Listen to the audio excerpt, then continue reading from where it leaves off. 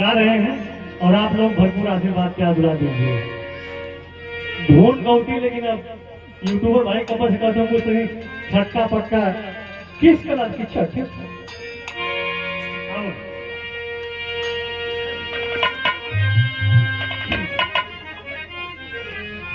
अरे बसे चराग में लोग मथुरा काशी कहाँ लोग दर्शन करे जाना, लेकिन घर में ही चारों धाम बा वही संदर्भ।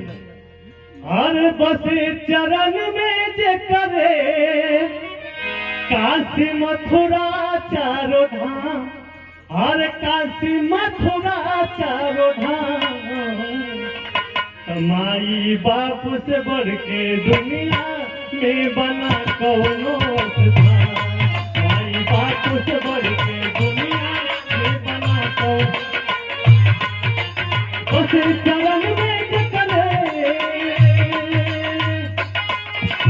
उस चरण में करे काशी मथुरा चारों धाम, काशी मथुरा चारों धाम, तो माई बाप से बढ़ के दुनिया में बना कौनो स्थान, माई बाप से बढ़ के।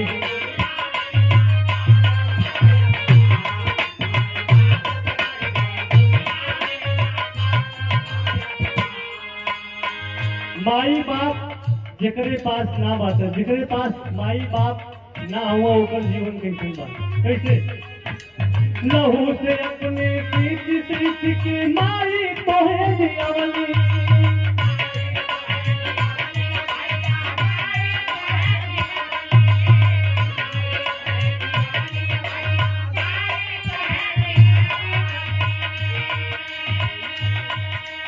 खाके आधा पेट अपने भर पेट तो है खियावली,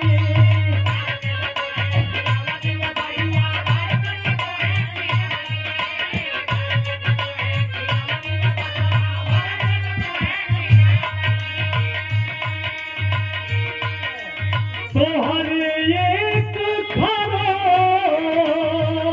पर,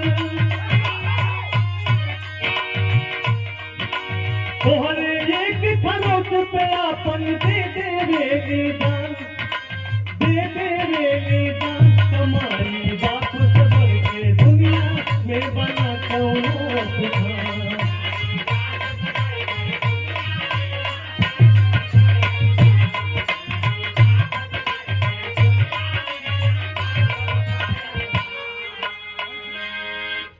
और बहुत ही प्यारा असिकड़ के अंगुरी चले कहलिया बाबू तोहे सिखवले,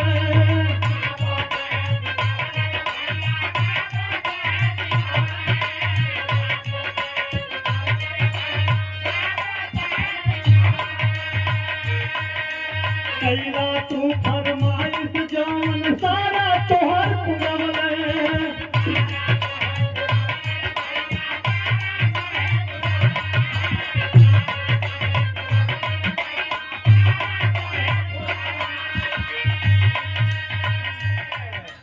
तोहरा खुशी नार सुख, तोहरा खुशी नार सुख अपन कर देले कुर्बान, कमाई बाप से बढ़ के दुनिया में बना कौनो स्थान।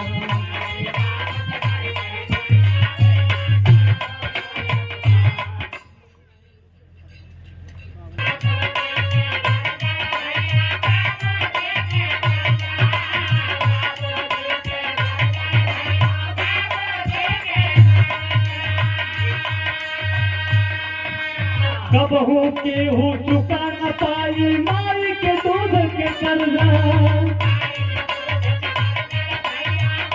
लास्ट लाइन बा